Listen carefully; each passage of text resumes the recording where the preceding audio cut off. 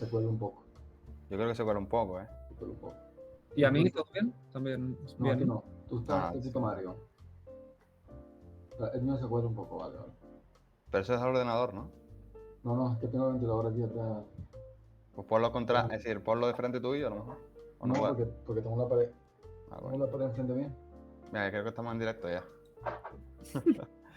Pero bueno, pues nada, dar la bienvenida una semana más Buenas tardes a todos. al Club de Lectura de SFL España. Estrenamos cámara. Sí. Por fin Alejandro lo tenemos al total. Bueno, dar la bienvenida a Iván y Alberto, que han estado por aquí, por estos lares, pero Alberto ya tiene un cierto bagaje. Y ha venido 2 veces, soy veterano ya. Exacto. Pues nada, esta sería la segunda reunión con respecto al título de Murray Newton Rothbard, La ética de la libertad. Y bueno, creo que lo más adecuado sería, antes de empezar con la segunda parte que corresponde a esta reunión, pues ver si quedó algo en el tintero de la reunión anterior, es decir, de la fase de lecturas que nos quedó la semana pasada. Por ahí en Instagram dejamos el desglose y creo que en el resto de redes sociales por ahí también está. Si no, pues tiramos para adelante. Solo decir que en esta fase de lectura, en la segunda, se parte a la mitad, y es que las cuestiones éticas, como tal de individuos, de colectivos, pero sin dejando fuera el hecho institucional, son la primera parte de esta fase, y la segunda parte de la fase pues sería la relación del individuo o el colectivo o la sociedad, por así decirlo, con el Estado. Así que por ahí hay dos puntos diferenciados que creo que es conveniente tener en cuenta a la hora del desarrollo de la reunión. Pero bueno, si no quedó nada la semana pasada, pues tiramos para adelante. Bueno, a mí sí me gustaría repasar el punto de los castigos y la proporcionalidad. Que no repasé el libro, la verdad, mala mía. Leí, puse un audiolibro, luego pasé unas cosas, pero no lo tengo ahora mismo refresco. Y sí me gustaría saber cómo entienden ustedes que los castigos de la proporcionalidad hay que entender, se amparan desde estas posiciones libertarias, por lo menos de Rothbard, ¿no? Desde este estudio de la moral que hace Rothbard, y saber sus opiniones, saber qué me podrían explicar de ahí, si lo tienen claro más o menos. Quiero saber sus opiniones, más que lo que sepan, sus opiniones del tema. Bueno, Iván, no sé si que te quieres estrenar. Creo que no, que directamente así no es plan. Vale.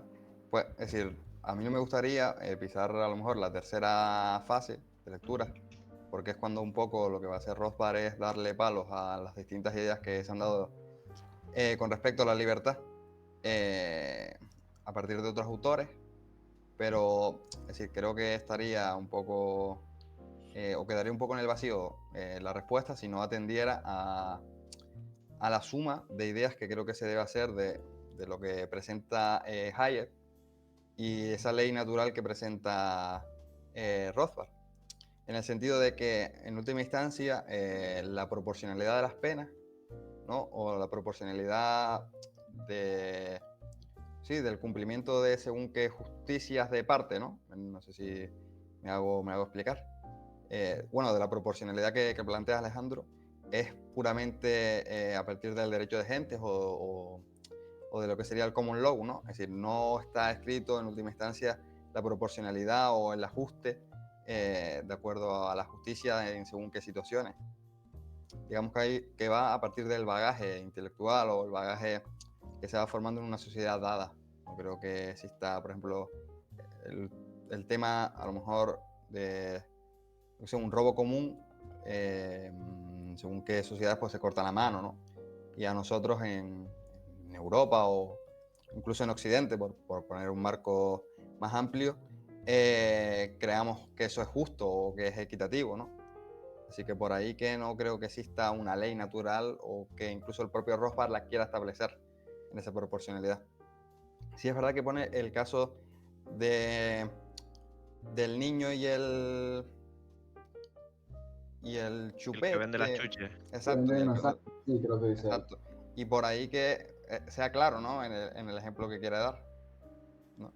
Pues bueno, si Ok. quieren lo explico, ¿no? Es decir, ante un robo como tal se tiene que ajustar cierta proporcionalidad, pero lo que no es proporcionalidad, no es proporcional de ninguna manera, es que se le quite el derecho a la vida al niño por el hecho de que robe una chuche, Sí, ¿no? Es decir, no, de ninguna manera eso sería proporcional, porque el derecho a la vida está antes que el derecho, no a la propiedad, pero sí, pero sí habría un cierto equilibrio, ¿no? Entre la propiedad sobre el cuerpo, como la propiedad de la vida, y la propiedad de un utensilio que se podría solventar sin atentar contra la vida de otra persona. ok. Así que Sí, no sé si por era ahí. aquí, era aquí en este capítulo donde él también o sea, exponía acerca del tema de ser juez de su propia causa. Creo que era en este capítulo, no estoy seguro.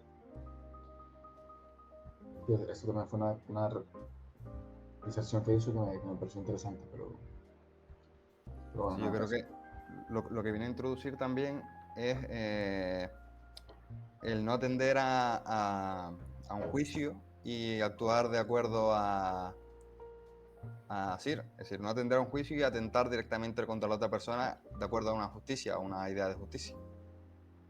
Es decir, que no necesito yo, por ejemplo, en el caso de un robo, pone creo que el ejemplo del reloj. Si yo entiendo que ese reloj es mío, no tengo que denunciarlo ante una tercera persona. Simplemente le cojo el reloj que es mío y me lo quedo. Creo que eso es a lo que te refería. Pero tampoco es decir, tampoco es una justicia de parte. Es decir, se atiende a terceros siempre. Lo que pasa es que habría que haber una denuncia previa. Y ahí es cuando él empieza a discutir los derechos de las personas que son llevadas ante la justicia, si es obligatorio o es justa la prisión preventiva, si no es justa, si tiene derecho a ir al juicio, si no tiene derecho a asistir al juicio, si no lo ve pertinente el acusado. Y por ahí empiezan a deducir muchos fundamentos del derecho que están establecidos hoy en día como inalterables, pero que en última instancia no son así, o para Rothbard no los entiende así.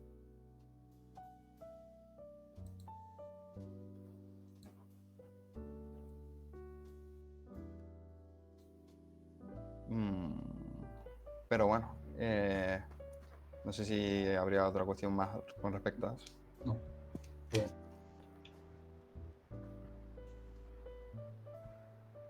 También habla de que la justicia en el mundo libertario como tal debería ser privada, únicamente privada. Es decir, no hay atentados contra la sociedad, ¿no? Como hay hoy en día. Por ejemplo, la guerra contra las drogas, es decir, es una guerra contra del Estado o de la sociedad contra una persona. Es decir, no estás atentando tú contra los derechos de personas particulares. Es decir, no es que tú le quitas la vida o le mermes la posibilidad de vivir o la propiedad a una persona en concreto y por lo tanto la ley va sobre ti o tras de ti, ¿no? Es que tú supuestamente estás atentando contra la salud pública, ¿no? Se crea esa ficción para atentar contra tus derechos al libre comercio, por poner un ejemplo, o el derecho a la propiedad misma. Bueno, Alberto. Sí, eso me recuerda que vi una estadística de Estados Unidos que uno de cada 4 presos en Estados Unidos es por delitos contra el Estado. O sea, el 25% de los presos, creo que era alrededor de casi 1 millón, puede ser algo así, que estaban presos por pues delitos de drogas o delitos contra la salud pública, todo esto, delitos sin víctima. Y pues que obviamente pues Rothbard diría que eso está fatal, porque yo no puedo cometer un delito, no puedo atentar contra el Estado como tal, o sea, no puedo hacer algo que perjudique la vida o la propiedad del Estado, porque no existe como tal, y no se me debería juzgar en base a eso. Sí, de hecho lo recalca y es un fundamento principal también por el hecho de que parece como que el Estado crea la ficción de que si él no intercediera, pues no habría justicia, ¿no? Porque no habría capacidad última de llevar a cabo según qué leyes o qué normas, y de ninguna manera. Es decir, esto lo hablábamos incluso en la anterior reunión, y es que si no existe la capacidad material de hacer justicia, ni la va a hacer el Estado ni la va a hacer las instituciones privadas. Vamos, que no hay que caer en ese idealismo de que la justicia va de la mano con el Estado ni que va de la mano con la propiedad privada. La justicia, en tanto cuanto existen capacidad material, se va a ajustar a aquellos que la puedan ejercer de mejor manera, que desde la perspectiva de Rothbard es sin duda la propiedad privada o el derecho entre personas. Sí, porque al fin y al cabo, como define él mismo, los derechos humanos en realidad son derechos de propiedad, así que... Sí, bueno, y ya con eso, Iván, pues entramos a la temática que tocaría hoy. Lo he conectado bien, ¿verdad? Exacto. Buenísimo. Pues eso. También se puede establecer la idea de los derechos humanos como los derechos humanos que han querido dar los estados, ¿no? A partir de lo que sería la Primera Guerra Mundial, ¿no? con la Sociedad de Naciones y posteriormente con la ONU, ¿no? Y esos serían unos derechos humanos positivos que una serie de estados coaligados quisieron establecer como los derechos humanos, pero con última instancia no son los derechos humanos a los que se refiere Rothbard, ¿no? Digamos que esos derechos humanos que él defiende se ajustan a la ley natural, ¿no? Al derecho positivo, y que cada vez hay más y más derechos humanos. Por ahí podríamos a lo mejor revisar la lista y habrán derechos humanos que se escapen de la capacidad material última o que son tan idealistas que parecerían una broma. No sé si por ahí pueden buscar alguno que les parezca más llamativo, así, pero la verdad es que yo recuerdo de revisar algunos, sobre todo y con respecto a los ODS, ¿no? Que están muy ligados o que algunos tienen relación directa, y bueno, pues echarme unas risas buenas. Pero bueno, esto viene ligado a la idea del derecho como un fundamento material. Es decir, el derecho no es un derecho en abstracto, ¿no? Tiene que haber un sustento material que lo refuerce y que sirva para llevarlo a cabo, ¿no? Y esta idea viene a luchar contra la idea muy en boga a finales del siglo XIX y principios del siglo XX o hasta mediados del siglo XX, y que seguirá su desarrollo hasta hoy en día, que es la idea de los derechos positivos, ¿no? Bueno, Ale. Sí, tengo aquí los derechos. Para que interrumpirte, era lo que supieras que quería hablar. Sí. Los del 48 son 12 derechos, y recientes añadidos, muchos tienen que ver con. Bueno, muchos no, la verdad, pero algunos de ellos tienen que ver con cosas de tecnología, algo, lo digital, ciberacoso, privacidad, inteligencia artificial. Sí, bueno, de hecho, el ciberacoso o cuestiones no iguales, pero parecidas, pues sería a lo mejor cuestiones que veremos después con el derecho al soborno o... Sí, sí, bueno, el soborno que tengo por aquí apuntado, y los derechos de propiedad, el copyright, ¿no? Básicamente los nuevos van de la mano con estos. Yo creo que Rothbard incluso ni se hubiera dado o el gusto de darse cuenta, creo, antes de que se llevaran a la ONU, ¿no? Pero bueno. Imagínate lo que hubiera pensado con derechos del medio ambiente, igualdad de género, personas migrantes y refugiadas, a la salud mental, la polla. Pues puramente derechos positivos, vamos. Es decir, en última instancia ninguno de esos se fundamenta bueno, habría que discutir el copyright, ¿no? Y los derechos de propiedad intelectual, que por ahí creo que dentro de la escuela austríaca, no solo dentro de la escuela austríaca, sino dentro del liberalismo en sí, hay una discusión muy amplia. Pero el resto pues son derechos positivos puramente, vamos. El derecho al medio ambiente, no sé.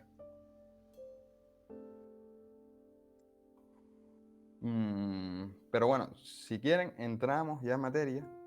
Es decir, dejando los derechos humanos, porque siempre vamos a volver sobre ellos, porque digamos que es el pilar por el cual van a caminar el resto de ideas que desarrollan en esta fase de lectura. Pero, bueno, el primero con el que va a atentar es contra el derecho a la privacidad.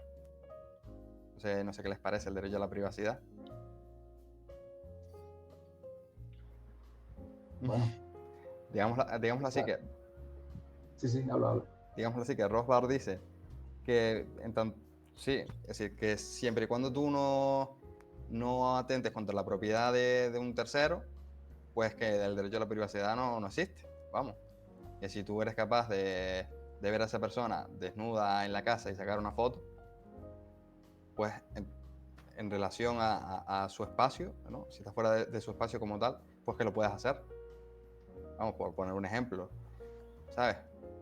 Yo ahí sí tuve un par de dudas. Me acuerdo que el ejemplo que más se me quedó fue el de que los noticieros pueden hablar de las personas que quieran porque no hay ningún tipo de no sé si reparo o no quiero decir derecho, porque creo que no es la mejor manera de enfocarlo, pero de límite tampoco sé si es la mejor palabra, pero restricción, no hay ningún tipo de restricción en el noticiero, por ejemplo, decir fulano de tal cosa hizo, que eso no importa por lo que tú dices, que no hay tal cosa como una imagen o algo que proteger, que yo no tengo hasta qué punto, no tengo tan claro hasta qué punto eso puede ser cierto o no.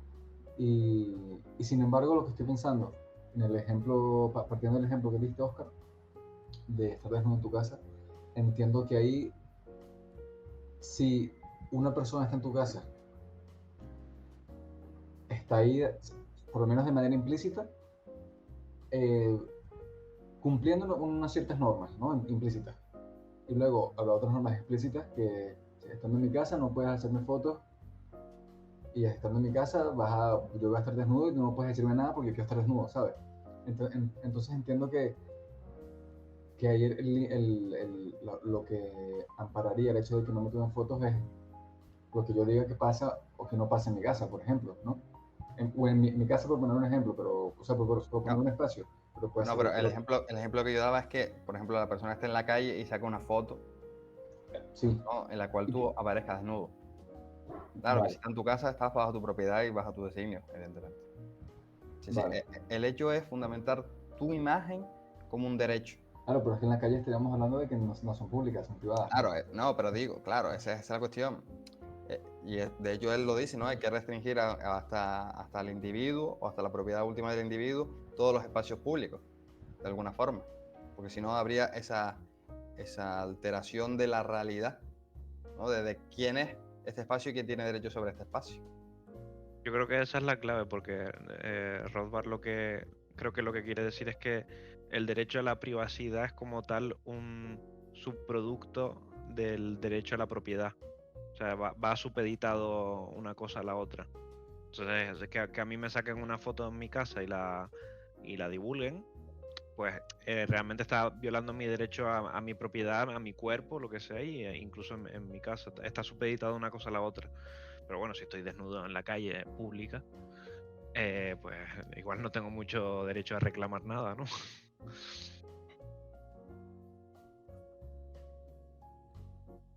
Sí, eso es lo que yo no sé. No tengo derecho a reclamar nada, no sé. Me parece extraño. A ver, hay un vídeo, bueno, creo que es incluso una ponencia de Bastos que habla sobre estas cuestiones y que creo que incluso la sacará de este libro, de algunos otros que siguen el estilo. Y lo que pone en duda es eso, precisamente, si pone en duda que exista ese derecho del honor o al honor de las personas, ¿no? Que se tiene que deducir, que no tienes que deducir veracidad de lo que ves en la tele o lo que ves en redes sociales o incluso lo que te dicen los propios políticos. Sí. Al contrario, siempre lo que tienes que hacer es tener una visión crítica de lo que te están comentando y a partir de ahí puedes fundamentar tus propios designios. Claro que si tú estás deduciendo que por lo que te dicen, es decir, que lo que te dicen es cierto por el hecho de que si no fuese así, tú podrías denunciarlo o la ley o la justicia, por así decirlo, va a atentar contra sus derechos, ¿no? de hablar libremente, pues estás deduciendo de ahí que están diciendo la verdad, vamos. Pero si fuera al revés, si fuera negativo, es decir, si tú tienes que deducir que siempre te están mintiendo, pues ahí es cuando tú te vas a buscar una información más profunda o vas a intentar encontrar un contraste, ¿no? Y de hecho el contraste ha existido siempre, vamos. Es decir, no hace falta que llegue el Estado y te diga que esto es cierto o no cierto. Y en redes sociales pues lo podemos ver. Es decir, durante el COVID, por poner un ejemplo más manifiesto, aunque creo que esa palabra en redes sociales, por lo menos en los streaming, no se puede decir, por lo que tengo entendido, pues habían cosas que eran ciertas y cosas que no eran ciertas. Y precisamente las que no eran ciertas y viceversa. Hasta que después se dedujo que los expertos no eran tan expertos o que habían otros expertos que parecían que eran unos conspiranoicos y tal vez no lo eran tanto. Y por ahí que la veracidad que el Estado se estaba arrogando a la hora de impartir justicia, ¿no? Esa justicia de la que estamos hablando ahora mismo, no era tal. Así Sí, que sí. esas son cuestiones a tener en cuenta. Hay un... en Twitch. Creo que ya abre el debate para la ¿Por qué creen? propiedad intelectual. Voy a leer la pregunta en voz alta. Dexter Play H comenta, ¿por qué creen que Rothbard limita la autopropiedad sobre uno mismo el cuerpo y no le extiende el ámbito conceptual?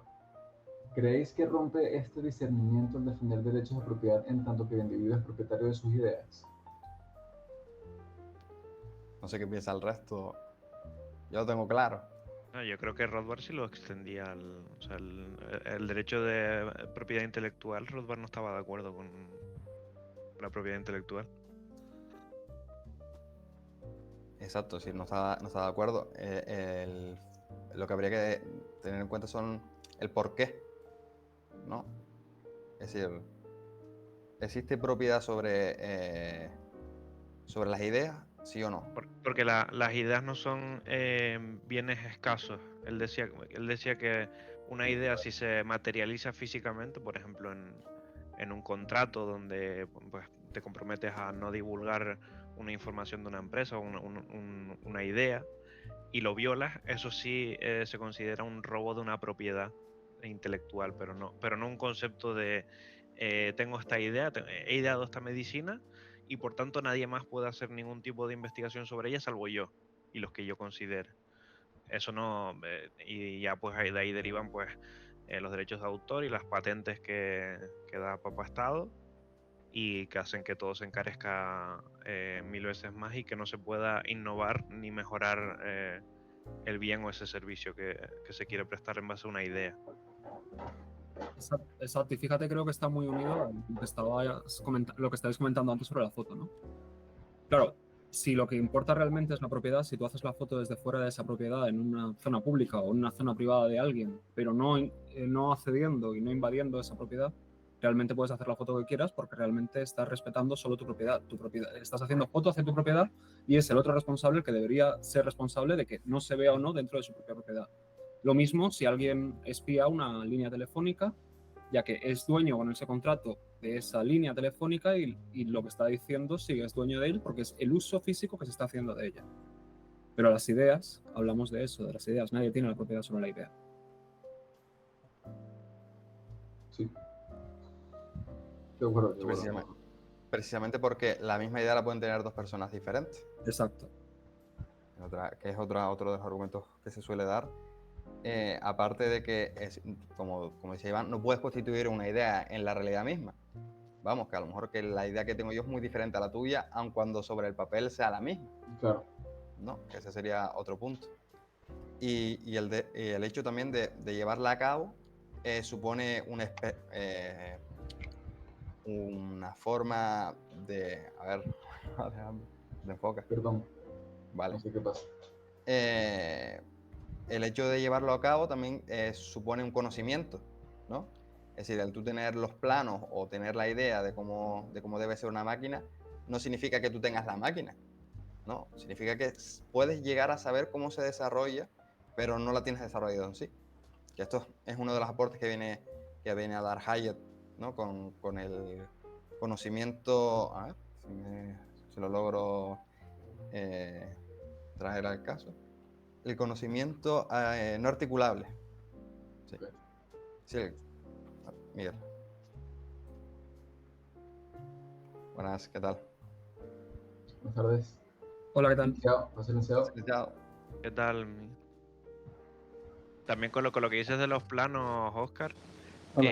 si no recuerdo mal, el motor diésel, por ejemplo, tuvo una patente en su momento. Y llegó un momento en que digamos que se expropió esa patente y ahora es de dominio público, porque tú imagínate que ninguna otra persona del mundo pudiera elaborar un motor diésel. Solo el que designara a Rudolf Diesel, el propio Rudolf, o en los que él considerara. ¿Cómo se mejora entonces el motor diésel si no dejas que otros puedan ser capaces de mejorarlo tecnológicamente? Sí, y de hecho el argumento que se da en contra de lo que sería la idea que estamos proponiendo, que sería a favor de los derechos de patentes, es completamente el contrario. Es decir, que las personas tengan derecho a las patentes por un fundamento utilitario, es decir, porque eso va a hacer que el desarrollo de la industria sea mayor. Y a partir del ejemplo que das, Alberto, incluso podríamos buscar algún que otro, es totalmente el contrario, vamos, que no deja a las personas buscar más allá de lo que sería a lo mejor la patente, que es muy limitada, por el hecho de que no puedes hacer uso de ella o no puedes prestarla, y por el hecho también de que estás jugando, ¿no?, a poner límites a según qué cuestiones muy parecidas a la patente que no se puedan llegar a desarrollar. Vamos, que no es el hecho de la patente en sí sola, ¿no? Pues ahí hay muchas denuncias por patentes que al final se descubre que no tienen nada que ver o que son muy parecidas, pero que no es la misma idea llevada a cabo. Pero, bueno, después pone el contraste las cuestiones del copyright, que es una manera que no es una patente en sí porque no la da el Estado, sino es como un contrato de parte. Es decir, tú te comprometes a no hacer uso a partir de un contrato, bueno, no tiene por qué ser explícito, sino implícito, de según qué materiales, por el hecho de que has comprado a lo mejor un libro, que sería el caso más paradigmático y el que pone el ejemplo, ¿no? Tú compras un libro que está sustentado bajo los derechos del copyright del autor y por lo tanto tú no lo puedes copiar. Es decir, no intercede el Estado y por lo tanto pues sería en principio ilícito. A esto le han dado algún que otro palo, le han hecho alguna que otra crítica. No sé si la conocen. Bueno, se los puedo descubrir. Bueno, de hecho, más allá de ilegal, debería ser algo ilegítimo, ¿no? Porque ni siquiera lo estás pensando, ni siquiera lo estás tú creando, entonces debe ser algo más ilegítimo, a pesar de que pueda ser legal, pues si mañana lo legalizan, igual sería ilegítimo. Sí, ciertamente sí, ese apuntamiento pues está bastante correcto. Pero la cuestión es que cuando tú compras el libro, se lo estás comprando directamente, pero el derecho es sobre ti, la persona que ha desarrollado el libro y que ha pagado el copyright, por así decirlo. Pero no sobre terceras personas o sobre una persona que se encuentra el libro en la calle. Creo que Bueno, ese es levante la mano que no tenga un libro pirata aquí, por favor. Todos levanten la mano. Ha habido problemas para oírte, no he escuchado nada. Pasemos de tema.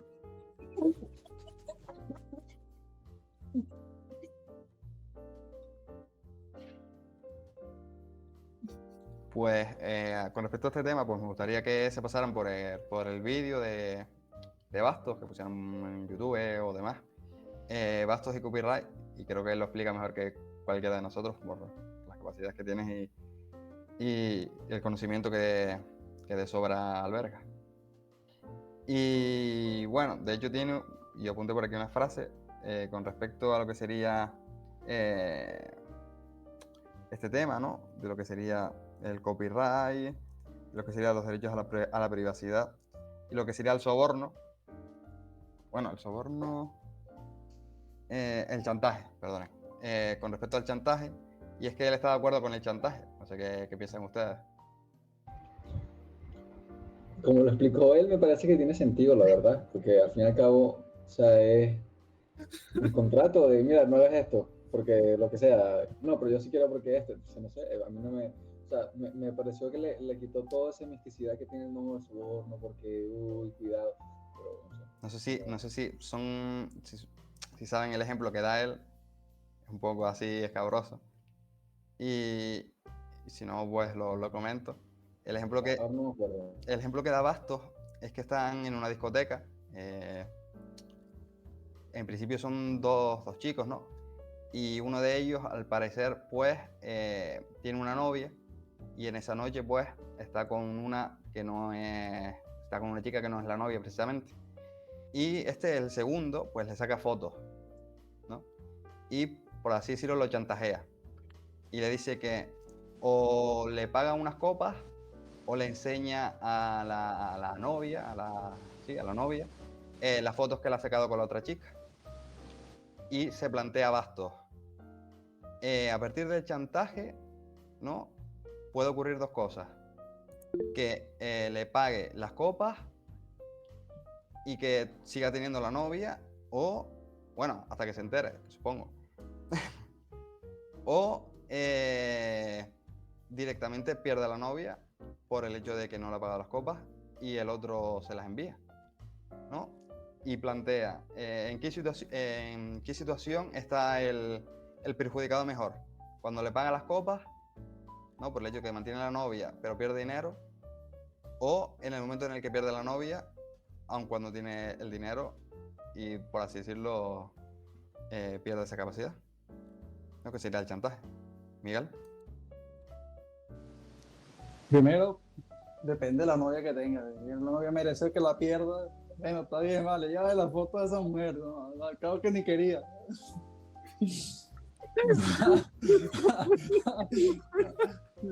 otra es que, bueno, ir a lo físico. Se le entra golpe por sapo. Y otra sería, y entonces, ya esto más serio, que ¿y qué pasa si es como el caso entonces de Jeffrey Epstein? Llevado a ese nivel, cuando ocurren cosas que sabemos que pueden que hayan pasado, pueden que no tenemos toda certeza de nada, pero son delitos o lo que se considera un delito muy grave. Yo creo que para mí, yo de hecho, yo siento que la pedofilia es el peor delito que puede haber, porque está atentando contra un niño en su integridad física. Entonces, supuestamente con eso él chantajeaba a otras personas. Entonces, ¿sería eso realmente libertad? ¿Está bien ese contrato? Bueno, vamos a hacer un contrato. Ahora, si no, yo publico todo esto. Me gustaría llevarlo a ese nivel, a ver qué piensan ustedes, qué opinión y qué idea podemos llevar positiva respecto a esto. O sea, tu punto es que sería algo así como Jeffrey Epstein no estaría encubriendo unos delitos, ¿te refieres a eso? Al él plantear ese chantaje, él lo que está haciendo es, si... Claro, porque de acuerdo a lo que... a eso, ¿no? Al encubrir. Sí, de acuerdo, porque de acuerdo a los hechos que supuestamente pasaron, es que él grababa todo lo que sucedía dentro de su casa, sus islas, la casa de Nueva York, no sé qué, y después decía, mira, tú tienes que hacer esto por mí o yo publico todo esto. Claro. Entonces, bueno, ahí se cometieron supuestamente delitos. A ver, yo creo que el chantaje no estaría mal, es decir, lo que estaría mal pues sería el perjuicio que se ha fundamentado en la violación o en la pederastia. Creo que eso sería en sí el delito. Pero hay una cuestión, porque me parecía que es un caso clave para discernir este tipo de dilemas que nos vamos creando. Y es una frase que tiene Rothbard y que por ahí lo apunta para salvaguardar este tipo de cuestiones, y es que nadie tiene derecho a conocer algo ni a tener que decir algo, salvo que esté condicionado por un contrato. Es decir, en este caso no hay ningún compromiso, más allá de lo que sería el compromiso moral, a la hora de decir que una persona u otra persona ha cometido este delito o atentado contra la integridad de terceros. Es decir, Claro. no sé, que en última instancia no ha cometido ningún delito a la hora de decir que el otro, o no decir que el otro hizo algo. Y el delito de cuando, ¿cómo se llama ese delito? Cuando eres cómplice. No hay complicidad. Ese no sería un delito de complicidad entonces. Habría que ver si la complicidad es directa o indirecta. Es decir, por el hecho de que si yo llevo, por así decirlo, y vamos a poner el caso, ¿no? Pues el que se nos está planteando, Sí. Esas personas a la habitación, pues yo creo que ahí habría hasta cierto punto un delito. Pero si es simplemente que yo obvio, no intercedo directamente, sino indirectamente, o sea, yo estoy ahí circunstancialmente y lo veo, ¿no? Yo lo veo, lo que está pasando, yo no tengo por qué interferir. O sea, más allá de la moral, es decir, digo de manera legal o arrogarme una potestad sobre eso. Alberto. Que yo creo que es justo lo que dijiste al final, que Rothbard quería distinguir entre lo moral y lo legal. O sea, que el chantaje en sí no sea delito, no significa que no esté mal visto o que se deba señalar. Como le vas a pedir dinero o lo que sea por no revelar las fotos.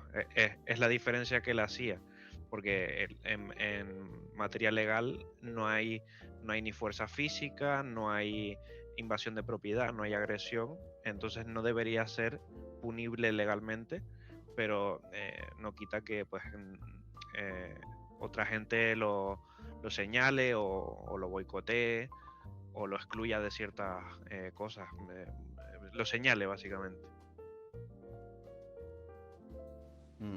Bueno, si partimos de la base de que el liberalismo o el libertarismo, como lo queramos llamar, no tiene base moral, y estamos de acuerdo en eso, yo creo que podemos estar de acuerdo en eso, que el liberalismo no es una filosofía moral. Entonces, bueno, ahí sí hay oportunidad para hacer lo que quieras en la vida. Te tienen las consecuencias, ok. Te tienen las consecuencias. Entonces, ¿cuáles son las consecuencias? ¿Dónde está la línea? Es una pregunta. Yo no estoy aquí haciendo juicio de valor, solamente preguntas para ver que si entre todos encontramos respuestas a esas preguntas. Sí, yo creo que también es clave, y es que, perdóname Alejandro, pongamos la situación en la que yo conozco el caso, pero no tengo las suficientes pruebas, ¿no? Si yo no tengo libertad de expresión, ¿no? Última, ¿no? Como dice Rothbard, no puedo llevar al público, a la masa, esto que yo he visto, ¿no? Porque no tengo las suficientes pruebas y es posible que él me denuncie y que yo no pueda dar o no tenga la capacidad de decir, no, esto pasó, ¿no? En última instancia yo saldría perjudicado. Pero si yo tengo esa libertad última de expresión, pues yo podría decirlo. Y entonces, de alguna manera, él tendría que buscar alguna excusa o se ciñe la sospecha sobre él, ¿no? Sí, mientras le doy vueltas o le dan vueltas a esto, yo voy a plantear otra cosa, sobre todo retomando el ejemplo que diste, Oscar, de la discoteca, que es algo obvio, pero sí me gustaría remarcarlo, que no sé si fuiste tú que preguntó en qué situación está mejor, sin la novia o con la novia, sin la novia, y, o sea, si la novia o con la novia, pero sin dinero por las copas. O sea, es subjetivo, ¿no? O sea, no... Claro, pero con la legislación que plantea que no hay derecho al chantaje, pues siempre saldría perjudicado por el hecho de que él no puede elegir. ¿Quién no puede elegir? Es decir, yo no podría sí, plantearte a ti ese dilema. Claro. ¿Me entiendes? Es decir, directamente perderías. Por un tema de ilegalidad. Exacto. Sí. Pero ¿quién pierde, perdón? No, claro. Es decir, tú pierdes en tanto en cuanto lo que tú querías hacer no lo puedes hacer. Ok. Porque yo directamente no te lo puedo plantear. El que comete el chantaje, el que cometería el chantaje no podría hacerlo porque está penado. Eso es lo que quiere decir. Claro. Tú ya directamente pierdes o ganas, ¿no? Como decía tu padre, al igual porque la novia no es tan buena, ¿no? ¿Me pillas? O por el hecho de que tú querías a la novia y no te importaba perder el dinero. ¿Me pillas? Sí, Es decir, sí. no se te puede plantear el dilema. Ya pierdes, per se. Es decir, de antemano. Ok. Sí. Y bueno, de esto nos puede llevar al fundamento de la contractualidad, ¿no? Como la idea o la teoría de los contratos y el fundamento de la propiedad privada. Cabe recalcar que el fundamento del derecho, según Rothbard y por así decirlo, la escuela austríaca en general, esto tiene una base muy fundamentada, para aquí la redundancia, en la idea del derecho alemán, el derecho material, es decir, el derecho como algo palpable, ¿sabes? Algo que se puede constituir y que lo veremos en otros títulos, sobre todo en cuestiones que tienen que ver con cuestiones que va a plantear Hayek, sobre todo en derecho, legislación y libertad, o incluso el propio Menger, es decir, desde el comienzo de la escuela austríaca, vamos, que no son ajenas al fundamento último de la escuela como tal, ¿sabes? No es que sea un autor en concreto, sino que es transversal. Y bueno, no sé qué les pareció el punto de los... Sí, el punto de lo que sería el derecho contractual como tal. A mí este tema del origen, sobre todo el origen de la propiedad, que creo que es aquí donde entro también un poco en eso, me cuadra bastante el tema, la posición, sobre todo desde Locke, con el tema del trabajo, ¿no? La protección del proviso de Locke, etcétera, todo este rollo. Me cuadra, es como algo que tiene sentido, pero no sé si lo termino de entender, o sea, cada vez que lo escucho, sobre todo cuando estaba construido, era como, pero ¿por qué? ¿Por qué? Ok, exacto. ¿Cuál es la duda entonces? Plantéalo ahorita para ver qué ¿Por qué el idea se trabajo? ¿Por qué el trabajo es algo que el hecho de modificar algo ya significa que ya se entiende que es nuestro? ¿Habría otras formas de asignar la propiedad que no sean, o sea, que respeten la individualidad? No sé. Son como cosas ahí que en la cabeza detrás que me están rebotando. No acabo de entender la pregunta. O sea, ¿por qué es el... Sí, ¿por qué constituye la propiedad la unión del trabajo y la naturaleza? Por ejemplo, Que sería la explicación última que da Locke. o qué otras formas para asignar desde el individualismo metodológico, ¿no? Habría para asignar la propiedad. Ok, yo creo que, y esto es una forma reflexiva de cómo yo lo veo, para empezar a responder cosas hay que ir entonces más atrás, hasta lo más individual y lo más que es el ser humano, ¿no? Desde el punto de vista del ser humano, la primera propiedad que tenemos es nuestro cuerpo, como bien. Y cuando desarrollamos con nuestro cuerpo, desarrollamos y le ponemos esfuerzo y le gastamos energía a cosas, esas cosas en las que gastamos energía, por ejemplo, escribir un libro. Entonces, escribir un libro es la consecuencia de tu cuerpo y tu energía y tu tiempo. Hay que entender eso, que hay cosas que son intangibles, que también son nuestras, que son propiedad. Pero como no son tangibles, entonces muchas veces no se entienden. Los bienes materiales, si tú tienes árboles y los transformas a mesa, ¿por qué sería tuyo? Esa es la pregunta. Sí, por ejemplo. Bueno, porque tú dedicaste con tu la primera propiedad privada que tenemos es nuestro cuerpo y sobre ella tenemos decisión infinita. Entonces, si tú con tu cuerpo y tu tiempo y tu esfuerzo te dedicas a construir algo, ese algo, lo que sea, es tuyo y constituye tu propiedad. Pero Porque incluir tú... intangibles también es problemático. ¿Cómo es? Incluir intangibles también es problemático. El ejemplo que estabas poniendo sobre el libro y estar escribiendo ese libro, puedes ser dueño, si quieres, del almacenamiento de esos bytes que tienes en tu ordenador. Si lo estás escribiendo a mano, puedes ser dueño de esos folios y lo que has escrito ahí. Eres propietario de lo que hay allí, pero no de las ideas ni de lo que has escrito. Bueno, pero depende. Si es una idea que nadie ha tenido nunca, es tuya, es tu idea. Claro, pero ahora mismo, por ejemplo, me puedo imaginar un coche volador que da saltos de campana y como me lo acabo de imaginar, ya tengo que tener un derecho de propiedad si alguien en el futuro imagina un coche volador que da vueltas de campana. A lo que voy es que es bastante problemático saltar a las ideas en sí, porque las ideas en sí, aunque te hayan costado un esfuerzo, ese esfuerzo no significa, como antes ha comentado Oscar, que en paralelo otra gente no esté pensando esas ideas o las esté interpretando de otro modo. Por eso creo que limitarlo a lo físico, a lo que Ok, sí. ok, Tal. entiendo tu punto, ya no lo había entendido, ahora sí lo entiendo. Es como si un director graba una película, yo qué sé, en un sitio en Italia, una montaña, y entonces tiene una propiedad intelectual sobre la grabación de esa montaña. No puede venir otro director y hacer otra película que casualmente se graba en ese mismo sitio. Ya tiene la propiedad intelectual de grabar en esa montaña de Italia. No, pero es que la montaña estaba ahí independientemente de tu esfuerzo y de tu trabajo. Sí, no, pero quiero decir que no puede comercializar una película donde salga esa montaña de Italia, por así decirlo, porque tiene la propiedad intelectual de haber grabado la primera película sobre esa montaña.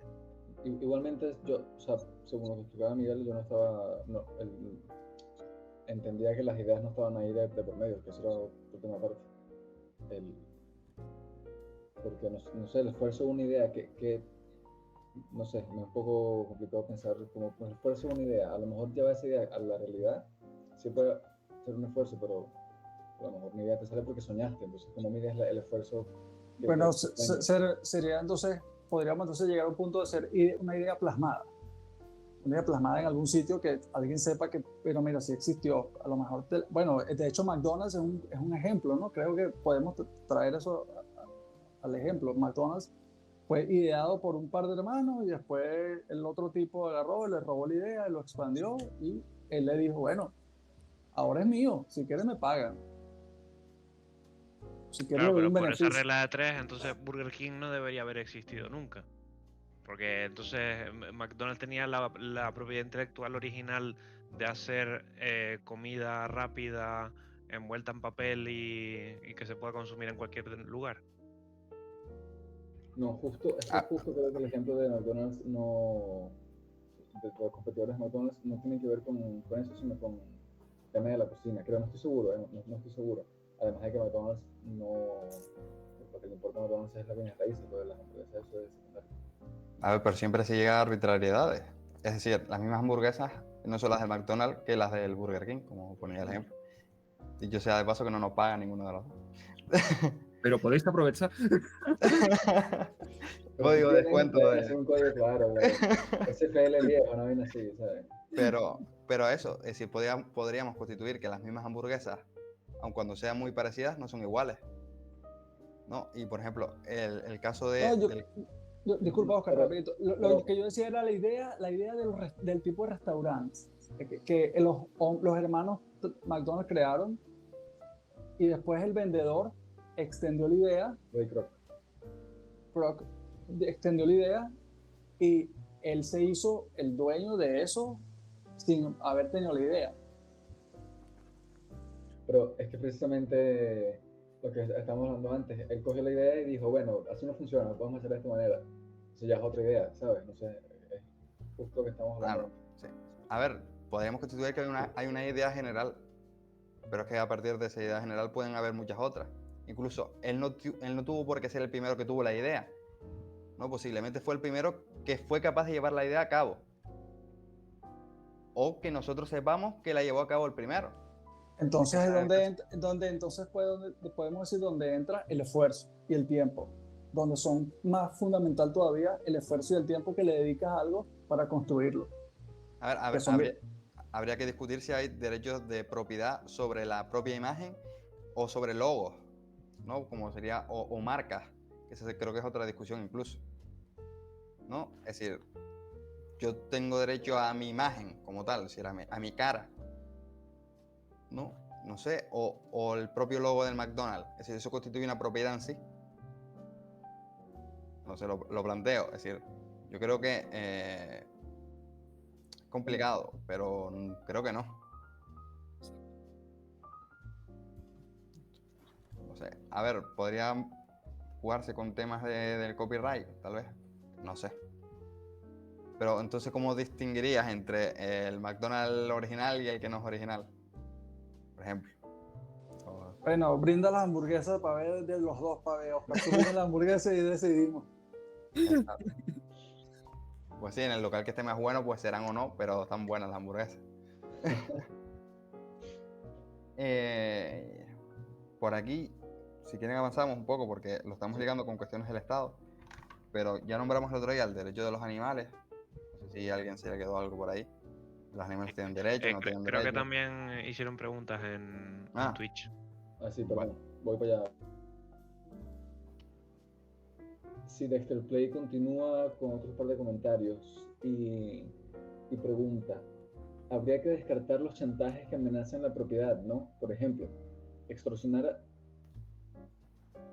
a alguien para que realice una acción porque si no le quita la vida a su familia. Sí, claro, ahí estás amenazando con violencia directa, por así decirlo. Sí, tratar contra la vida. Teníamos la vida un derecho. Sí, y creo que Rothbard se tomaba esas amenazas como si fueran ya efectivas como tal. Sí, hombre, claro, el delito ya no estaría tanto en el chantaje, sino sin el chantaje, porque estás coaccionando a la familia, ¿no? Pero es más bien la coacción a la familia que el decirle, mira, si me haces esto, hago esto, ¿sabes? Y hace otra pregunta. ¿Las propiedades solo pueden ser materiales? ¿Y qué pasa con las ideas que proyectan potencialmente nuestro trabajo? Ahora hablamos. Una construcción o adquisición. No, espera. ¿Y qué pasa con las ideas que proyectan potencialmente una construcción o adquisición material? Yo no sé si lo entiendo a lo que se refiere. Sí, es lo que estábamos hablando. Es decir, el ejemplo que puso Iván del coche, si es simplemente una idea. Vale. Vamos. Ok, sí, no, ya lo estaba comentando. Pero podemos proseguir con los animales. Es decir, no sé si... Con los animales no, con el Estado. Bueno, con los animales si quieren pararse por ahí, si los animales tienen derechos, si quieren Sí, yo tengo derechos, listo. Continuamos. Qué animal. A ver, pues eso, entramos con las cuestiones del Estado y lo que viene a plantear Rothbard y viene mucho, o tiene mucha relación con el título que tuvimos anteriormente, que era precisamente de él también, y es la idea de la naturaleza del Estado como tal. Es decir, cuál es la naturaleza del Estado y cómo podemos entender la relación entre el Estado y el individuo. Creo que aquí hay chicha de sobra. Sí, este trozo de aquí, esta parte, me recordó bastante a Anatomía del Estado. Creo que reutiliza un par de cosas uno del otro. Sí, de hecho la cita que está puesta, que pusieron por ahí en los comentarios, están las dos, vamos. Que yo las tenía referenciadas y salen las mismas. No sé nada. No fui a buscar, pero sí no sé nada. Bueno, habría que entrar en cuestiones que plantea el propio Mises. En muchas ocasiones lo que hace Rothbard es la continuación de las ideas de Mises llevadas al extremo lógico o el fundamento último de la lógica propia que Mises plantea. Y en este caso, Mises plantea que no hay sistemas intermedios entre lo que sería el socialismo y el capitalismo, ¿no? O que un sistema es socialista o es capitalista. Y que plantea Mises en esta idea de qué aspectos tienen que ser llevados por el Estado y qué aspectos pueden ser llevados por la sociedad, ¿no? Es decir, por el Estado o por la sociedad civil. Claro que Mises, en su fundamento de liberal clásico, establece la justicia, ¿no? Lo que sería el gobierno y la defensa. Pero Rothbard lo lleva al extremo lógico y plantea que qué clase de sentido tendría si planteásemos que la defensa la puede llevar el Estado porque lo hace más eficiente, pero no puede llevar la fabricación de las camisas, por así decirlo, o la comida. ¿Por qué? ¿No? Se plantea eso, ¿por qué? ¿Por qué hay monopolios que se arroga el Estado y monopolios que deja de la mano de lo que sería la sociedad civil? Bueno, quizás sea porque si el Estado se arroga de todo, el Estado desaparece, entonces dice, bueno, voy a dejar que estas cosas haga la gente, y en aquellas cosas que pueda parasitar, parasita, para no desaparecer. También Ese es un ejemplo que siempre pone Bastos, que a mí me encanta, porque denota la doble vara de medir que tienen los estatistas. Cuando dice lo de ¿qué es más importante? ¿Comer y beber agua? ¿O la educación, la sanidad o las pensiones públicas? Obviamente, comer y beber y vestir es más importante porque sin comer duras una semana, sin beber agua duras 3 días y sin educación y sin sanidad más o menos puedes vivir. Que Basto siempre dice, el ser humano es una máquina más o menos bien hecha. Y claro, ¿por qué el Estado dice, yo me ocupo de la sanidad y de la educación? Pues vale, si tan buen gestor eres, ¿por qué no te ocupas también de darle de comer y beber y vestir a todo el mundo? Si tan eficiente es el Estado para gestionar todas esas cosas, ¿por qué no se ocupa de las que realmente importan, que son comer, beber o vestir? Bueno, lo de la eficiencia habría que ver.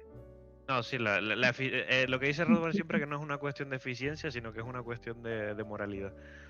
Sí, por eso. Eficiente es un motor, dice Bastos. Exacto. Miguel.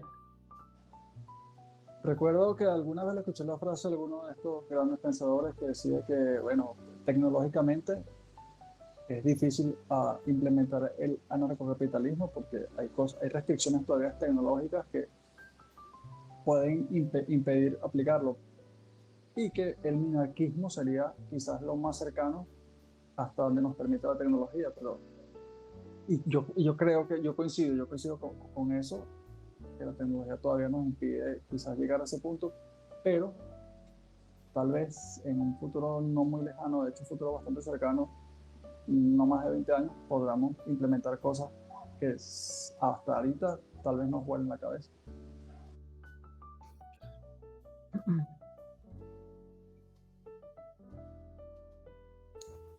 También una cuestión que sondea Rothbard es que cuando existe un monopolio, ¿no? Muchas veces dentro de lo que sería la sociedad civil, las empresas particulares, puede haber o se puede dar pie a que entidades emergentes rompan ese monopolio. Pero cuando el monopolio lo tiene el Estado, lo tiene de manera absoluta. Es decir, no puede haber una pequeña empresa que dé defensa o que pueda a su vez dar la defensa en el mismo ámbito, ¿no? Porque por ahí hay empresas que, por así decirlo, dan defensa o alguna idea de defensa, ¿no? Porque esto también es muy, muy subjetivo, ¿no? De hecho, el propio Bastos tiene otra ponencia, ¿no? Que estamos hoy con él porque es lo más rothbardiano que tenemos en el ámbito hispano, o así lo pienso yo. Y claro, ese monopolio absoluto hace que si el Estado no es capaz de brindar esa cuestión de defensa o de justicia, nadie la pueda dar, ¿no? Hay un desamparo total, por así decirlo. O si lo da otro agente, pues sería ilegal, ¿no? Estarían cometiendo una ilegalidad sobre la ilegalidad o ineficiencia anterior. Exacto. Bueno, Miguel. Ay, perdón. Claro, lo es que tenemos que recordar que la corrupción es inherente al Estado, a la existencia del Estado.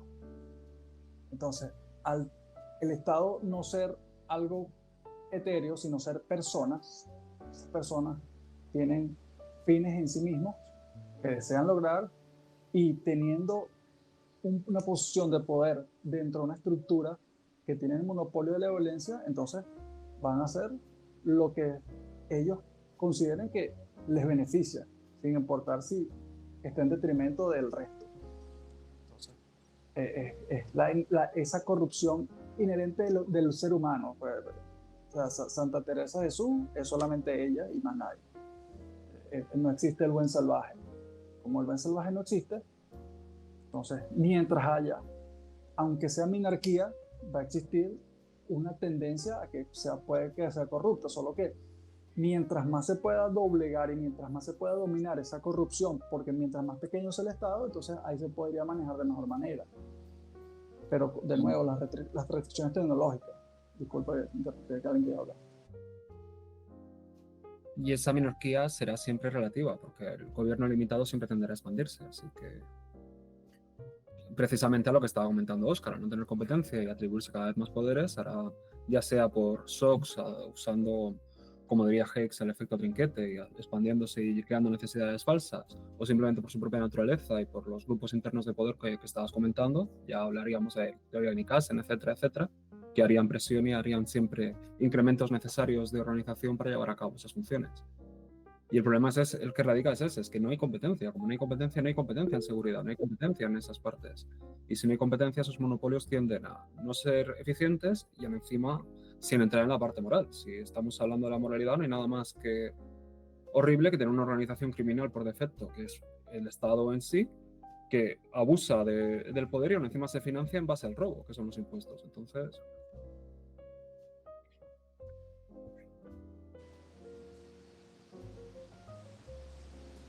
Pero Sí, hay cosas donde sí se podrían hacer un mayor seguimiento y control por parte de los demás poderes, que aunque siguiesen existiendo, y se me ocurre, por ejemplo,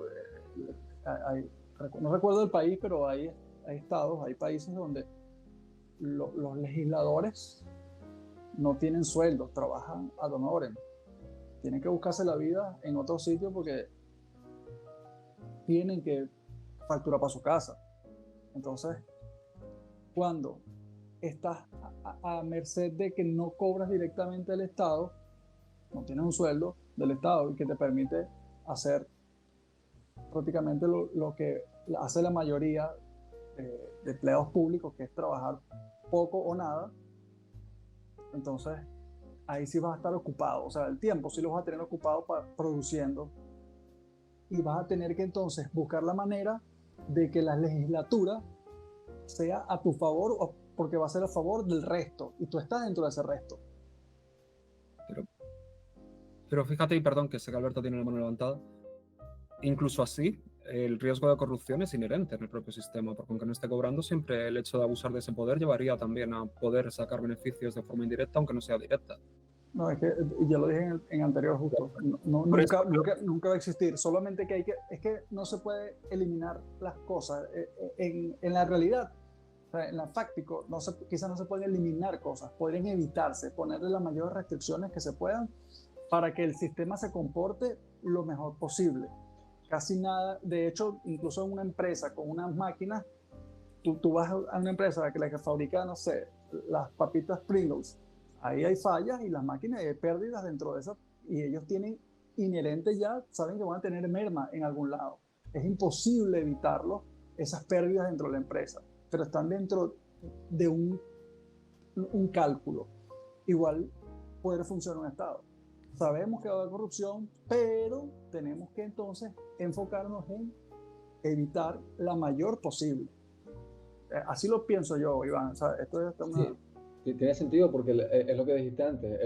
La corrupción es porque hay Estado, no porque estés a sueldo o no del Estado, ¿sabes? Sino porque es eso. Porque el delito de corrupción es porque el Estado dice sí o no a algo, ¿sabes? No por otra cosa. Entonces tú con tu poder verás si haces o no la vista gorda respecto a eso que el Estado dice. Independientemente de si lo haces porque te apasiona o porque ganas dos pesitos, no tiene que ver con eso. miren que Alberto tiene la mano levantada. Sí, De hecho, perdón. bueno, apunta a eso, Alejandro, porque es el último punto que vamos a dar, ¿no? Y es la capacidad que tiene el Estado de tener propiedad o no. Pero bueno, Alberto, por favor, toca. No, yo es que Iván mencionó antes el tema del monopolio del Estado, y eso es algo que yo también suelo decir mucho, la incapacidad que tiene alguien para poder negociar con los bienes y servicios que da el Estado. O sea, es decir, oye, Estado, yo quiero contratar mis pensiones privadas, quiero contratar mi educación privada, quiero contratar mi sanidad privada, y tú no puedes decirle, oye, dedúceme eso del IRPF. No puedo hacer eso, no tengo esa capacidad de negociación con el Estado, sino que me lo quita y ya está. Y si yo quiero ese bien de mejor calidad, tengo que pagar tanto el público como el privado. O sea, tengo que pagar el mismo bien y servicio 2 veces. Y lo de Con suerte. que se me fue el hilo, que me lleva a la estadística de que todos los años el 80% de los funcionarios públicos deciden irse al Mufase, que eso es una estadística que tú dices, vale, ¿por qué? Bueno, igual Miguel no sabe lo que es el Mufase, es la sanidad privada de los funcionarios públicos aquí en España. Yo conozco a Mufasa sí lo conozco. Ah, sí, bueno, sí, más o menos. Entonces, qué curioso ¿por qué será que el 80% de los funcionarios públicos, en vez de quedarse con su sanidad pública, deciden irse a la sanidad privada? También mal llamada sanidad privada aquí en España. Sí, Pero bueno. pero es que fíjate, es lo que estás comentando. Si vemos a alguien vestido de negro en locales italianos diciendo voy a pagarte, voy a proponerte una protección a cambio de que me pagues a la fuerza y si no tal, lo llamamos mafia y decimos, oh, es horrible. El Estado hace exactamente eso. Sí. No le distingue absolutamente nada de la mafia. Iván, con vestido de negro te refieres a que está haciendo blackface o algo de eso. Como dice Bastos, por lo menos la mafia te roba y te deja en paz, pero el Estado no te roba y no te deja en paz. Con respecto a lo que decía Alejandro, no importa o si importa si cobra o no el Estado, y sí importa mucho. En dinámica, en una foto, o sea, en una fotografía pareciera que no, pero en la dinámica sí. ¿Por qué? Porque no vas a legislar igual si tú tienes un emprendimiento y ese emprendimiento se le cobran muchos impuestos sabiendo que no tienes otros ingresos, o legislar a favor de que se bajen los impuestos o que sean unos impuestos realmente objetivos para cada cosa, sabiendo que tú tienes tu emprendimiento y vas a, de nuevo, tener que pagar más o menos impuestos, porque no tienes otros ingresos.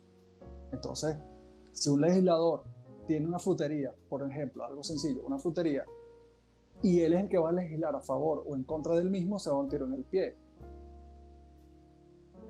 En dinámica pareciera diferente.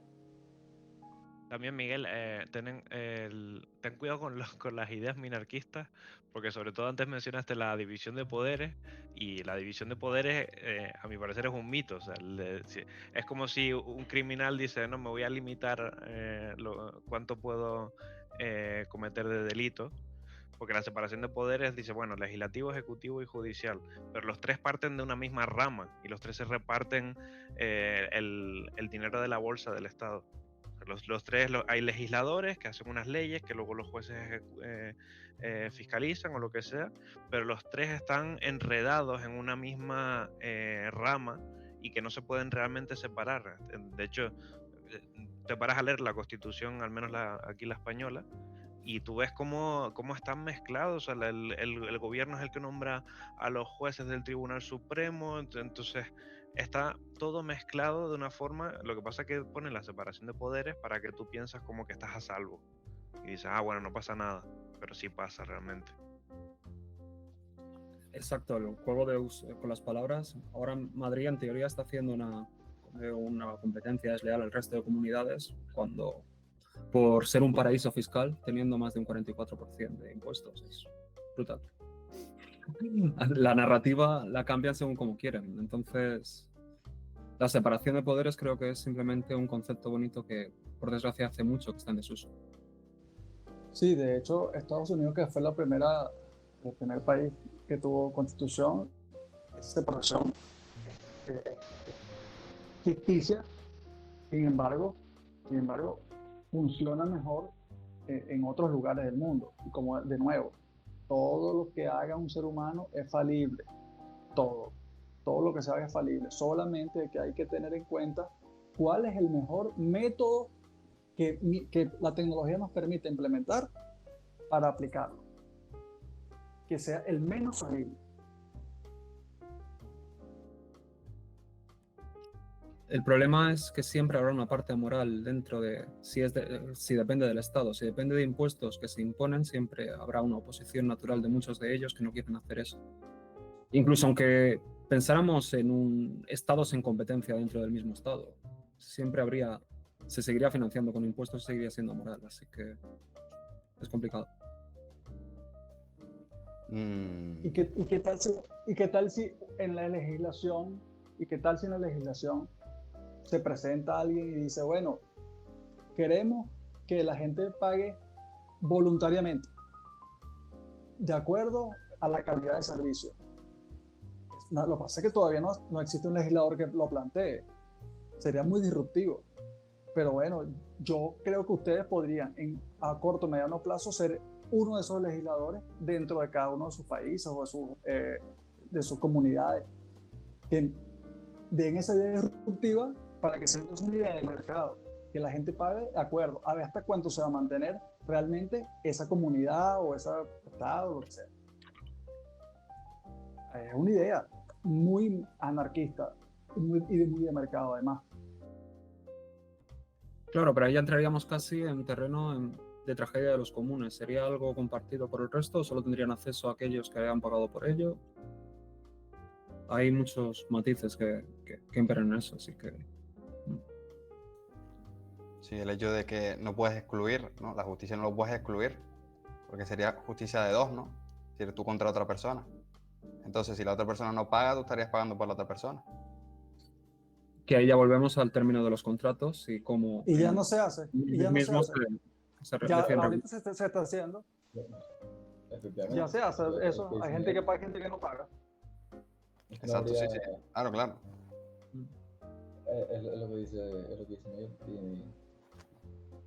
Y bueno. precisamente, perdón, Oscar, precisamente es por eso que el pago sería voluntario, para ver qué pasa, porque sí, el que quiera pagar lo paga para todo el mundo, y el que no paga y se busca su vida, aprovechando que va a tener un incremento, se supone, ¿no? Un incremento en sus ingresos, a lo mejor se lo gasta necesariamente a otras cosas, bueno, necesariamente no, es subjetivo, pero sí, es que no, a lo mejor ese tema de la tragedia de los comunes lo estamos quizás sobredimensionando, no sé. Yo también lo he pensado a veces, Iván, la verdad, no te voy a decir que no. Pero... A ver, no sé, yo creo que quedan 2 puntos por plantear y terminamos, pero este sería con relación al último. Si los derechos de propiedad están asignados a los individuos y no a un ente colectivo, pues no va a haber tragedia de los comunes, por lo tanto no va a haber problemas. Exacto. La cuestión se empieza a plantear cuando ya hay bienes colectivos que no tienen un contrato que los fundamente, ¿no? Cuando se crea o se fundamenta esa relación en el contrato social, ¿no? Ahí es donde se da la tragedia de los comunes. Pero al pasarse a ser voluntarios, en vez de funcionar como una dinámica de servicios públicos, funcionaría como, es lo que imagino, corríjame, es lo que estoy en mi cabeza construyendo, funcionaría como una especie de servicios de seguro. Todo el mundo pone, y cuando alguien lo necesite, ya sean 2 o 3 o 6, lo que sea, no sé, 1000, no van a necesitar los 1000 al mismo tiempo en un solo momento, como la película esta que salió el año pasado. Va a ser, a menos un caso de tragedia, a menos que sea en caso de tragedia, una tragedia natural. Yo creo que habría que seguir la idea de Miguel, y es que son tecnologías que aún no sabemos cuál se desarrollaría. Lo que sí sabemos es que se han dado a lo largo de la historia, como por ejemplo el caso de los seguros, o incluso justicia de terceros, o algún chamán que imparte justicia sobre un litigio. Eso siempre se ha dado, y traeremos libros que den luz a esto, lo comentábamos el otro día. Mira, la gente, los multimillonarios, muchas veces voluntariamente donan mucho dinero, pero muchas veces lo donan a través de las personas equivocadas, y la corrupción, de nuevo, está inmersa en eso.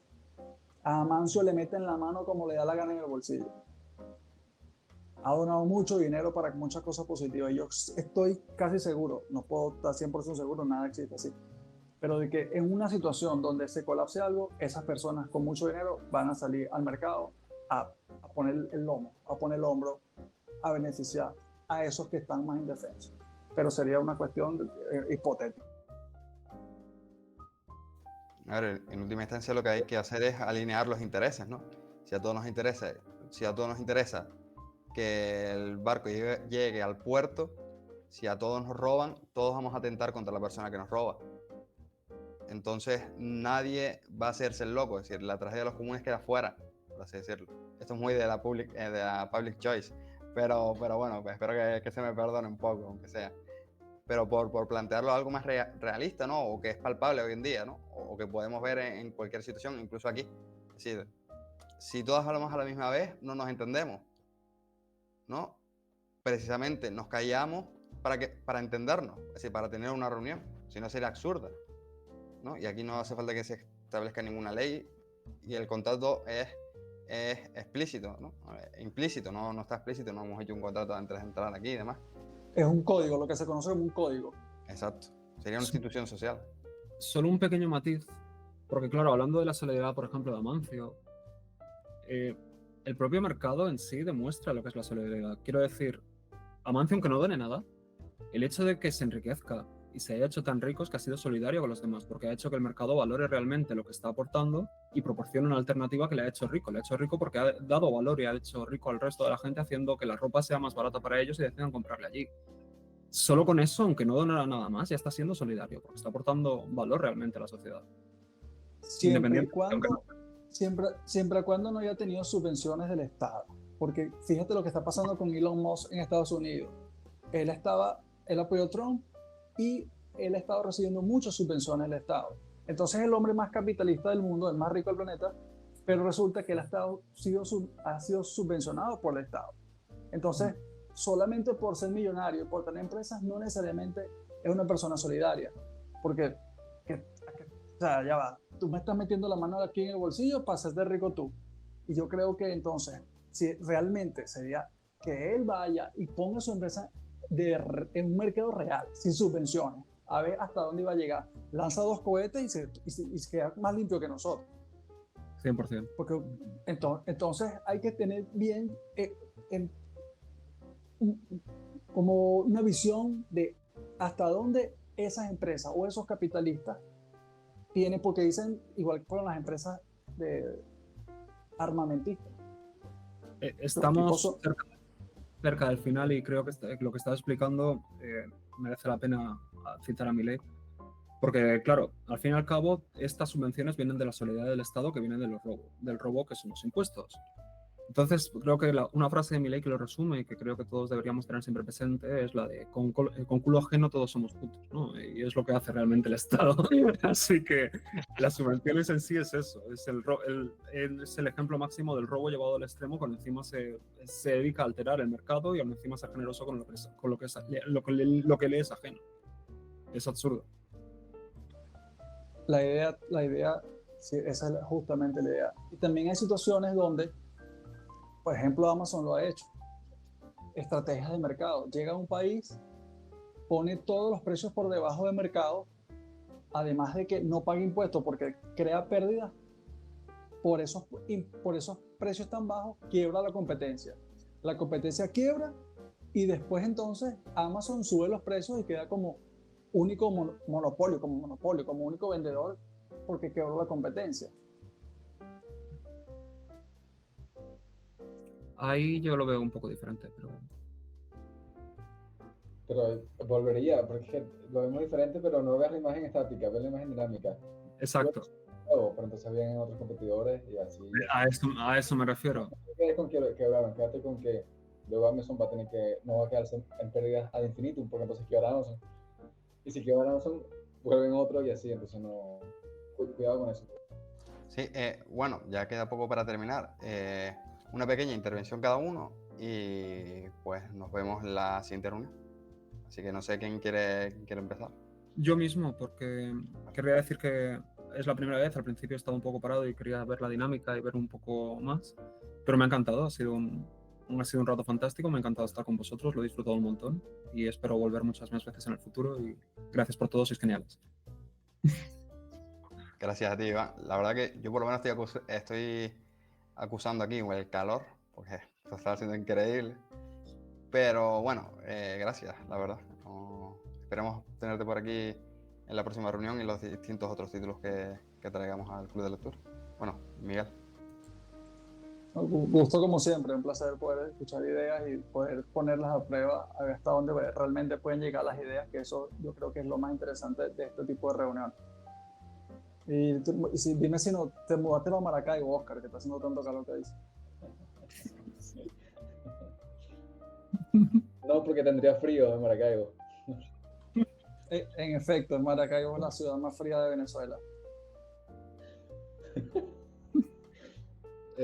Alberto, no sé si vas a decir algo. Yo quiero compartir un vídeo, pero de último. ¿Que me quieres compartir un vídeo? No, quiero compartir por aquí un vídeo, pero de último, de último. Ah, dale, compártelo. Vale.